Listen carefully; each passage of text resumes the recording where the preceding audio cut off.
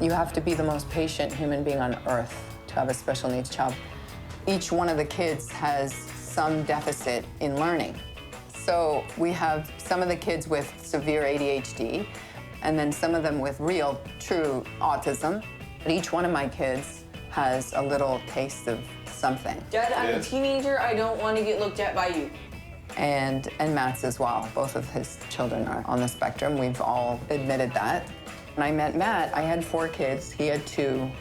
It was literally probably the first month we were together that somebody said, "You guys are the Brady Bunch of autism." I mean, it's crazy.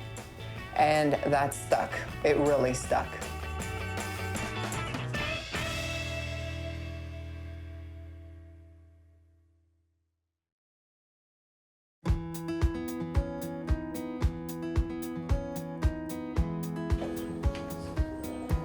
Put a piece in for me. We're here in the San Fernando Valley, which is really centrally located for all of our kids. This year we have 6 children in 6 different schools. But we have black mold, and so we have to relocate. Our issue that's really been kind of a complicated one is finding a house that can accommodate a family of 8 and still be reasonably affordable. Willie, you have a jacket? Yeah, it's in my room. I have a leather one. I look like an actual man in this. We're missing the 2 bigger boys this weekend, and Jake actually might be in town this afternoon, we're hoping. But Max is in Sacramento with his debate team.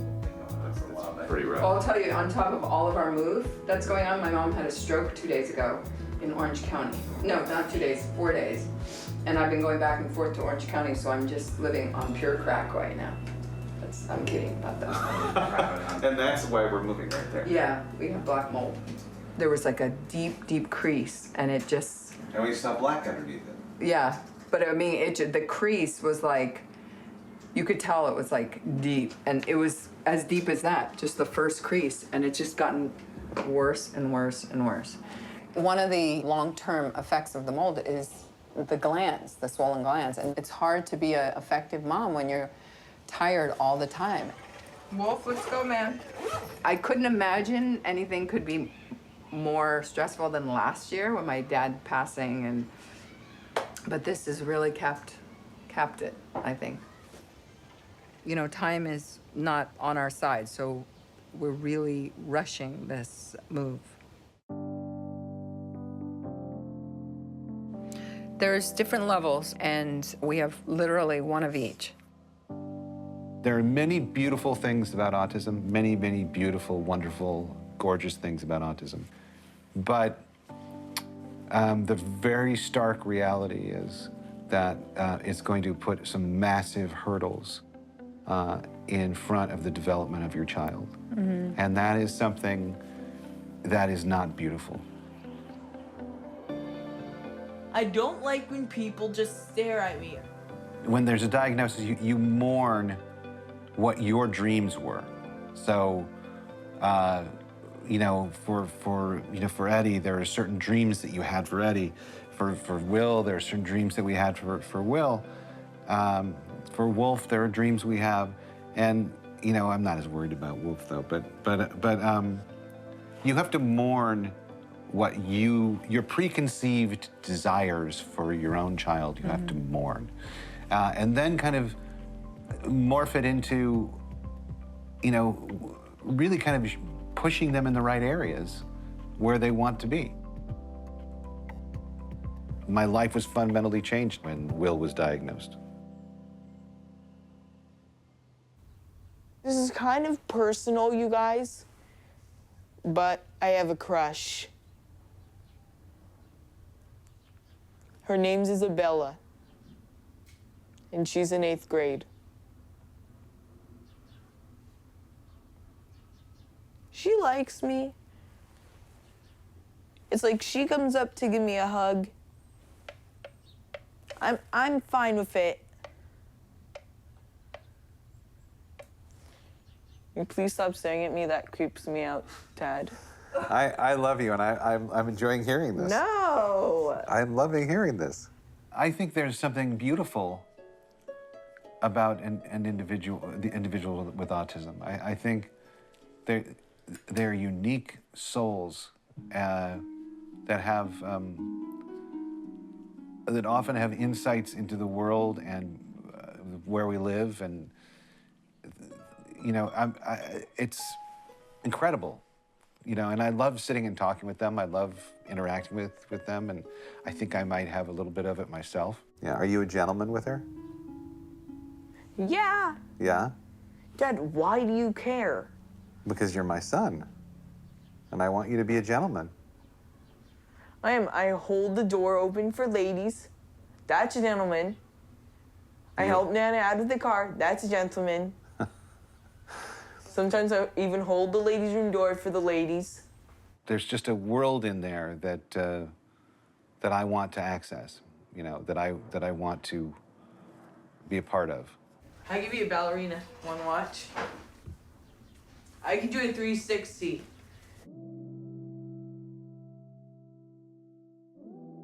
Sometimes it could get a bit hectic.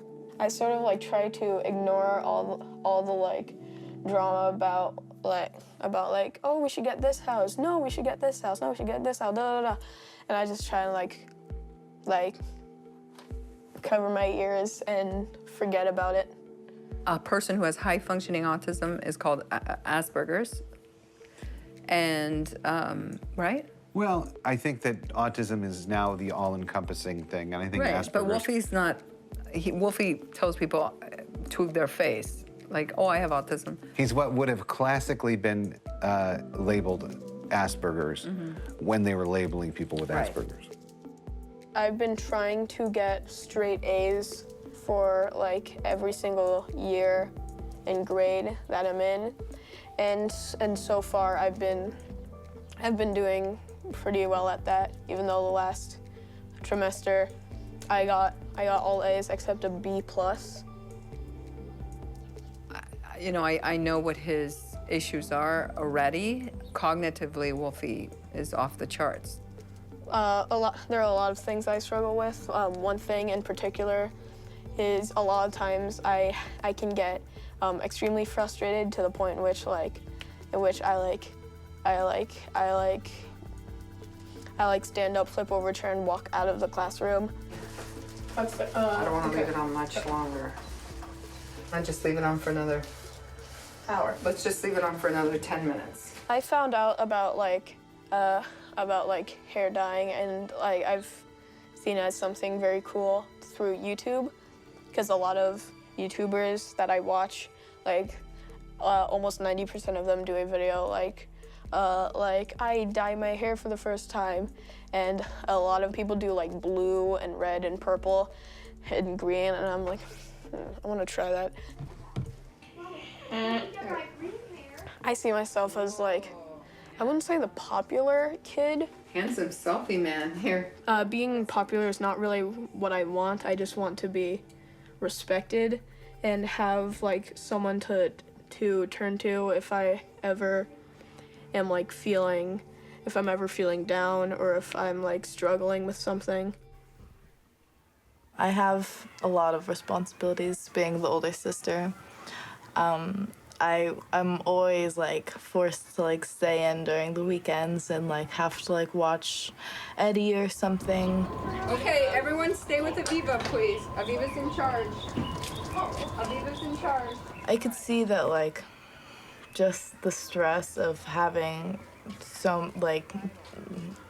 honestly like a lot of kids in our family with like slight disabilities, it really does put the pressure on like having to find schools and like extra help and having to like tend to their food needs and all of their little technologies that they need, and it's tough, but I know that like Matt and my mom's love is so much stronger than that, and I feel like even though they have such hardships, like it'll just improve their relationship in the end, make them stronger.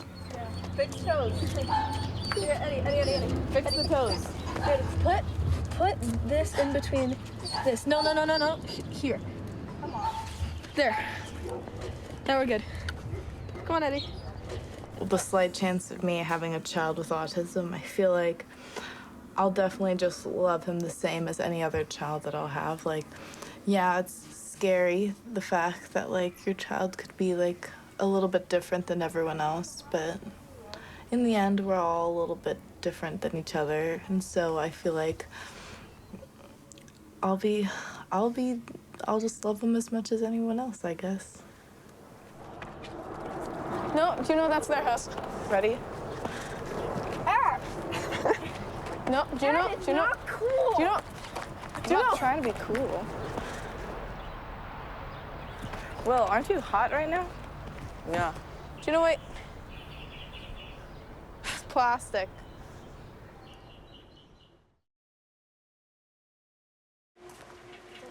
Yeah, jump in. Okay. Okay. I love being in the pool. I know you love being in the pool. It's your favorite thing in the whole wide world, huh? said Eddie, that? you know, he literally can be in the pool all year round. Even if it's 30 degrees out, he'll have a wetsuit on and be in the pool. So thankfully, Grandpa Ed, Zadie we call him, lives just a very few miles away. So we're in his pool at least once or twice a week, thankfully. He's quite zappy. You can get it, mommy. Mommy, go. No, you get it. Jump in. Okay. You can do it. Show. Eddie has a very common condition that a lot of the kids have, which is just a lack of, it's almost like puppy syndrome. They just have no cap for fullness. So he could eat a huge meal and then he'd say, I'm hungry, or what are we gonna eat next? He's 7 years old and he weighs 120 pounds. You know, he's a big guy. Mommy, you get me a cookie. I know you want many cookies, Eddie. I know, cookies. First, do some more exercise before you get your next cookie. Okay. Here we go. You give me a cookie. No, 3 times. No, you have to go. You have to do Go it back here, two and more then times. 2 more times. I was always the parent who, if my child started crying, I'd pick him up and leave the room, and you know, I was polite. I wouldn't allow my kid to be a brat. But this isn't being a brat. And it could be anything can trigger them. I mean, I'd take him into the grocery store and I didn't realize, but the fluorescent lights are a trigger for a lot of autistic kids. And because of these tantrums, I was terrified to take him alone into the grocery store. And eventually, as I became more confident and I started to work with Autism Speaks, and it's funny, Matt was hired to Autism Speaks the month before Edwin was diagnosed. So my brother, who had been decades friends with Matt, he said to me, call my friend Matt. He just was hired to this wonderful organization. I know he can help you and give you advice. And the first thing Matt said to me was, join a mom support group. Talk to these moms that can give you advice. He said, I don't really know how to give you the kind of advice that these moms can. I'll just tell you that you're going through the hardest time in your journey, and it is going to get better. One of the hardest issues special needs parents have is finding a good support system and a good team. And for me, it was very difficult. I'm absolutely a Jewish paranoid mom, and to really trust somebody with my child. And so we've been blessed with this wonderful friend of ours who I used to work with him, and he has ABA training, and he's just really qualified. But we need 2 of him. Good luck. That's hard. Well, let's take a look. Let's see what we got here, okay? So what I do is I come in and I work with Will, helping out with homework, you know, getting to and from places. Okay. Well, can I look at it and learn it real quick so I can teach it? Yeah. Okay. Every time we do this, it's a little different, huh? Yeah. One thing I do is supporting the family. So it's fun. Will's grown about, like, I want to say 3 feet since I met him, you know? And I also work with Eddie as well and hang out with them, you know? But mainly I focus on just helping Will with his homework. Mike is really excellent for Will. And, you know, I'm supposed to be starting to work full-time again in the next month or so. So now we're really down to the wire of looking for somebody for Eddie because Mike is starting to work more and he's not going to have as much time.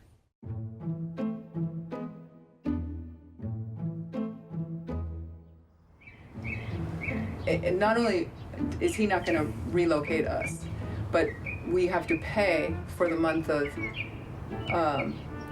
March, even though we're not going to be here, or else we have to be vacated by whatever 3 days from now is. I don't want the kids to see that though. But he said that that's the next step. So, good. C'est la vie.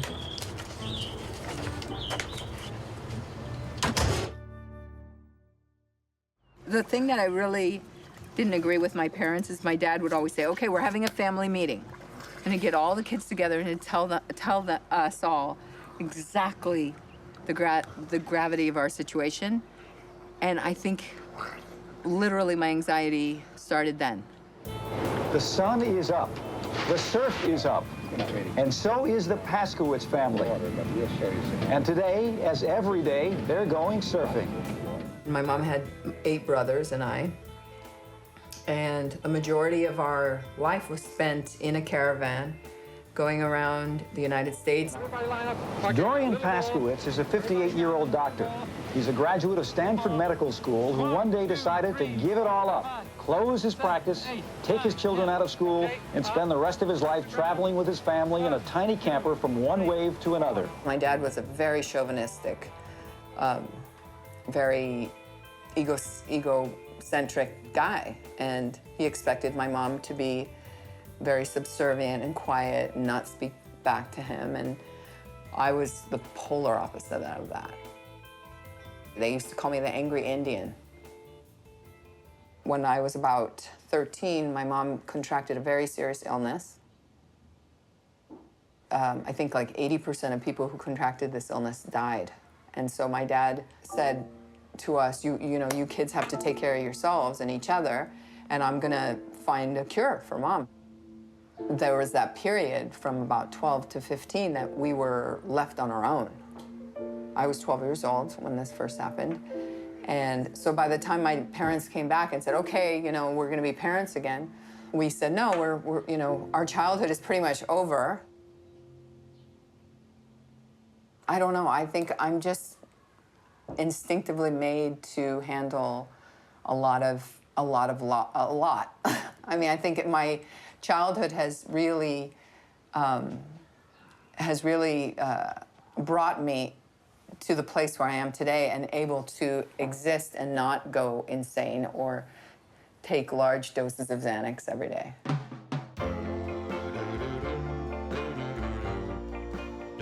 My dad is a huge figure in our lives. He's very present all the time. So is my mom. But I always tell people, and they always ask me how my dad is, and I always say, oh, my dad's fine. You know, he's still complaining.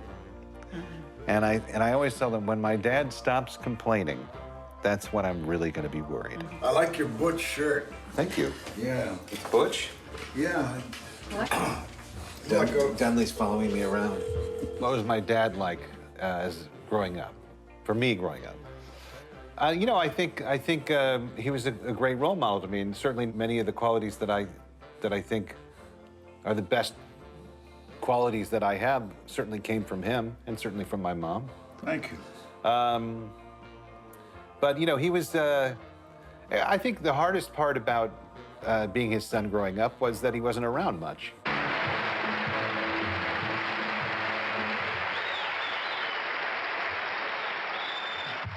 The one thing I can say about my parents that's really a very much positive is I had a lot of learning disabilities when I was a kid, and they had the foresight to make sure that I got the help that I needed and pushed me in a direction, a very positive direction. And I think to that I owe them much.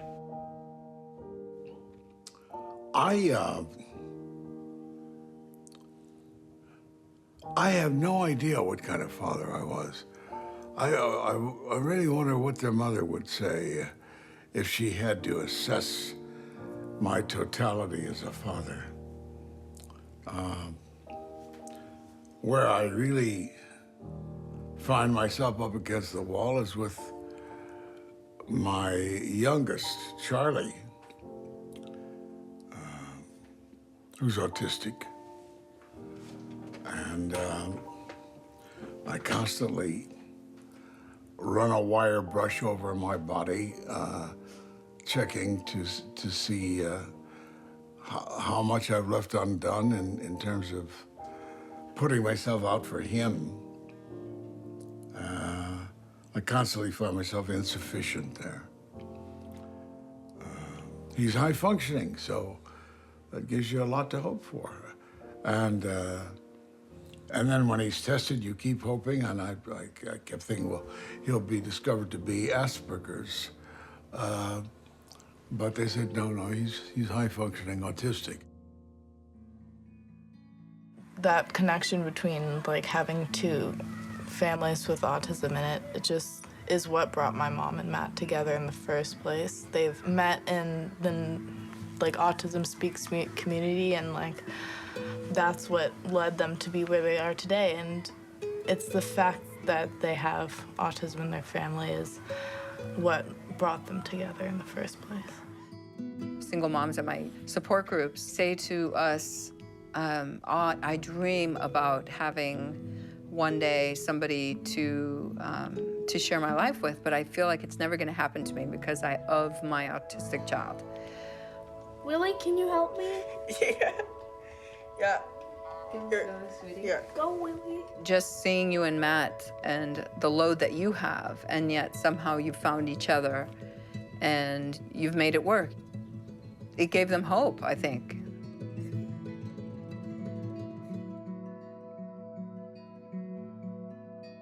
Autism Speaks started about 10 years ago.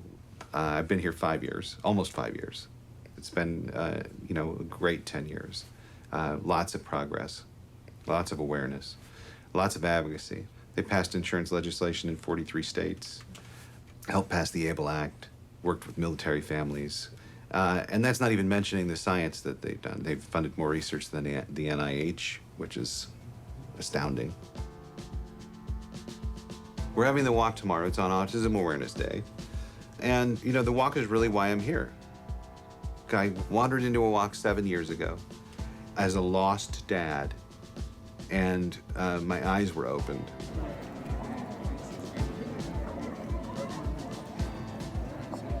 You learn about things. There's, you know, we have this enormous resource fair. It's huge. You know, like 100+ tables of people who are doing these crazy, innovative things in the autism world. Wonderful things. You know, and you'll meet a lot of people who are in this for all the right reasons, and they just are incredible people. When you're first, never mind being diagnosed, the first step is what do I do? How do I find my community, my people? This is the best place to start because here, everyone is here. So any questions you have, they can be answered here, and you find that network, that community, but then you gotta navigate the system. And sometimes on your own as a parent, it's very difficult to understand how to access services. So that's what I do. Unfortunately, there are limited resources, and so schools aren't too forthright in offering you what your child absolutely needs, and that's when you gotta go find help. And I think a lot of families feel that that's the one day of the year that they can all get together and just kind of let loose and just relax and not have to worry and just, you know, if there's a meltdown, who cares? We're all together on this, and no one's gonna look at you strange. And it's everyone can come to this place and enjoy it and not have to worry. So I'm going to ask Matt Asner to come up to the stage, and I'm going to turn it over to him. So, Matt. Thanks, Mark. Hey, everyone, how you doing? Today is Autism Awareness Day. And I just want to say that you guys all helped raise today $1.35 billion, okay? And I want to say, the LA Walk continues all year long, and our goal is a year goal, and we need you to do that with us. So thank you very much. You guys are awesome. And I guess you guys can take a bow. And you guys can take a bow. We'll see you next year.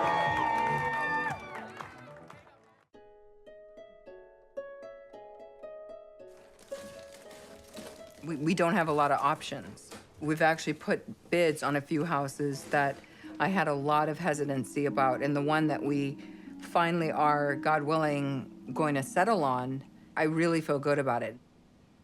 It's a little more than we wanted to pay, but it has this enormous park-like backyard. And when you have 5 little boys, 3 with autism, having enough outdoor space is really paramount.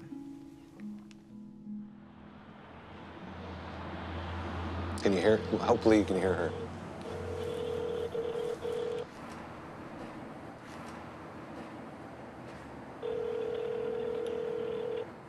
Hello? Navah? Nah. Am I on speakerphone? Yeah. Can you take me off speakerphone? Hello? Hi. Hi. Okay. I heard from Lauren. Uh-huh. And unfortunately,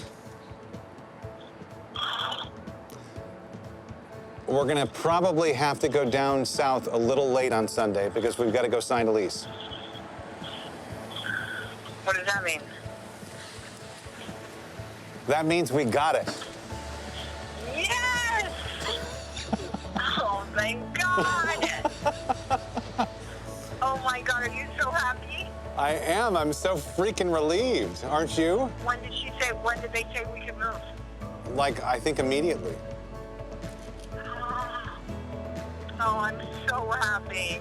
I cannot tell you how happy I am. I think we'll have many happy memories there. God almighty. All right, I love you.